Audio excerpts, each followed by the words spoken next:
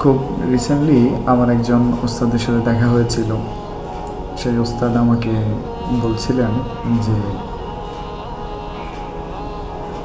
দৈনন্দিন জিকির যতগুলো আছে সেই সমস্ত জিকিরের মধ্যে থেকে একটা জিকির এমন আছে যেটা নির্দিষ্ট কোনো সংখ্যা না, বাস 10 মিনিট বা 5 মিনিট তুমি একটা সময়কে নির্দিষ্ট করো, নির্দিষ্ট করে খুব তাওয়াজ্জুর সাথে, খুব মনোযোগের সাথে, খুব আল্লাহর প্রতি ইয়াকিন নিয়ে তুমি এই দোয়াটা পড়তে থাকো।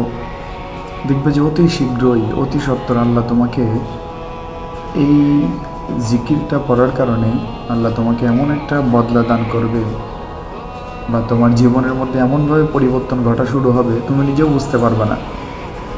সেই জিকিরটা হচ্ছে ইয়া হাইয়ু ইয়া কাইয়ুম লা ইলাহা ইল্লা আনতা বিরহমাতিকা আস্তাগীস। ইয়া হাইয়ু ইয়া কাইয়ুম লা ইলাহা ইল্লা আনতা বিরহমাতিকা আস্তাগীস। এই দোয়াটা পড়তে থাকলেই আল্লাহ পাক রব্বুল আলামিন সমস্ত ধরনের পেরেশানি, আবার হতে পারে যে কোনো ধরনের রেজেকের ফয়সালা আল্লাহর ওপর থেকে আসবে ইনশাআল্লাহ।